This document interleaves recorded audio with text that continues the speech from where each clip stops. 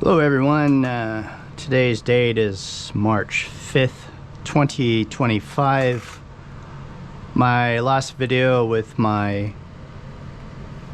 old Airstar Mongoose that I am totally overhauling and refurbishing was on January 15th, and all I really did on January 15th was install a headlamp on here as a landing light. There wasn't really anything else I could do with this helicopter because I just didn't have the money. But it's very exciting because I finally saved up enough money to buy the low profile servos. This is a version 2. And it's nice because the servos go into there. Now originally these were black, just like this one right here. And I went and I bought some spray paint at the local hobby shop, and I spray painted these plates, little side frames that they install on there, and it makes your job a lot easier. I like this color green. I was trying to get something close to the color of the frame, and it does look like it came out a little bit darker. I did put down a base coat of white primer, and then I did put a few layers of clear coat to give it a little bit of sheen, a little bit of shine there. And so as I've said in the past, I'm not the most experienced at doing this stuff. So these were the original servos. They're let's see, it looks like they're old Spectrum A6220s. Anyway, I've looked on Carrie Shirley's build thread, and typically with these Mongoose helicopters, they recommend using low profile servos. And I finally saved up enough money. They're HPS. They came yesterday via UPS from Alabama. So I'm really excited to finally have these. And with the frame on the Mongoose, it is a pretty narrow frame. As you can see here, there's not much distance between there. So this is why Carrie Shirley recommends the low profile, because if you have the full size servos, they either touch or they almost touch. So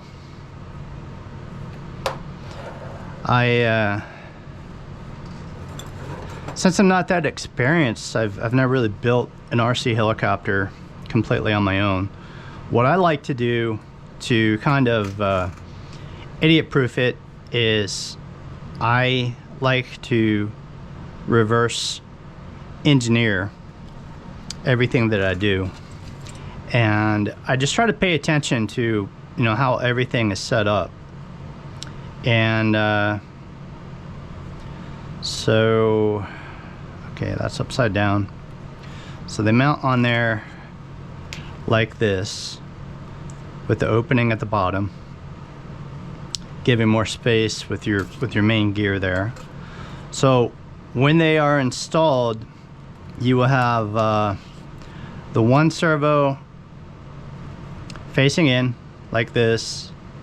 The servo across from it is going to be facing out. The next one's going to be facing in. So they just pretty much oppose each other. So in, out, in, out. So that's how they're supposed to mount. So I took off the mesh from the old servos. You just use a little bit of heat shrink to, you know, put over those, and that mesh serves to protect your wiring from your servo. And the reason you do that is, you know, this is an aluminum frame with metal, so, you know, if it's rubbing up against that with all the vibrations from that two-stroke gas or engine, it could, you know, cause that wire to start to fray and break into that, and you definitely do not want that. So try to find one, and this wire is actually a little bit longer than what these are.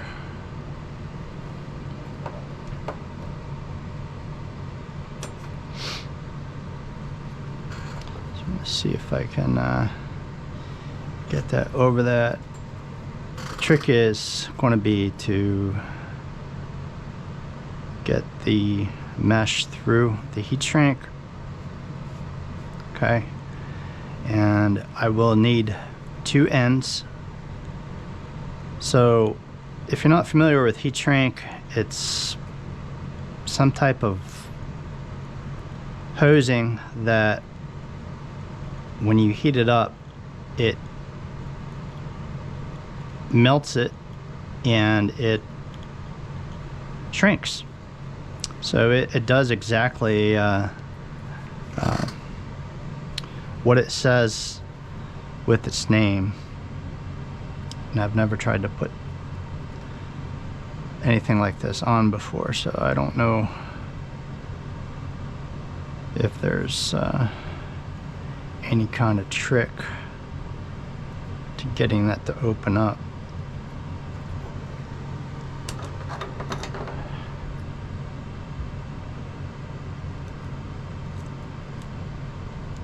Okay, so it does open up. See if I can get this in there. Imagine the hardest part's going to be getting it started and then getting it to pull through.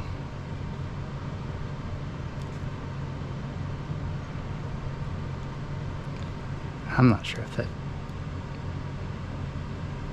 this heat shrink is going to be too narrow.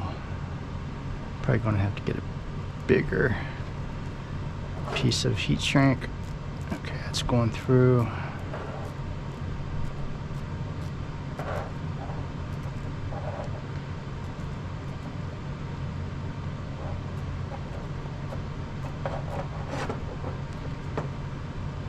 All right, now that's all the way through. So this is going to protect that. Looks like I am going to have to find a bigger piece of heat shrink, because there's just no way that's going to go around there.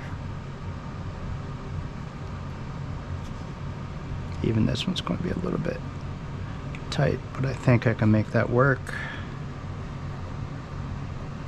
if I can get it to go all the way through.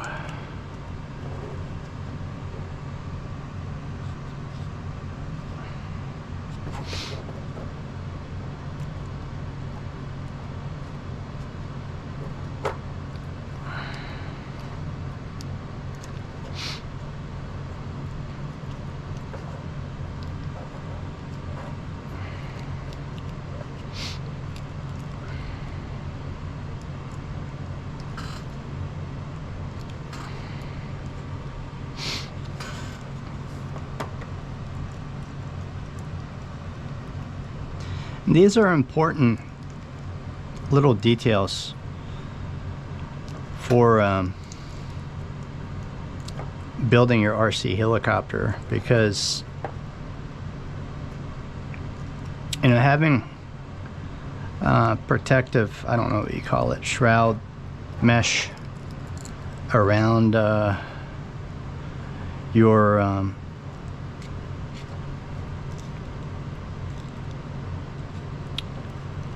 servo wiring can literally be the difference between your helicopter surviving or crashing. You definitely want to do everything that you possibly can to protect your wiring, and you also have to be cognizant of how you run your wiring, and you want it you don't want it to go across any moving surfaces like your main gear, because if it does, that'll cut into your wire and cut your wire, and you'll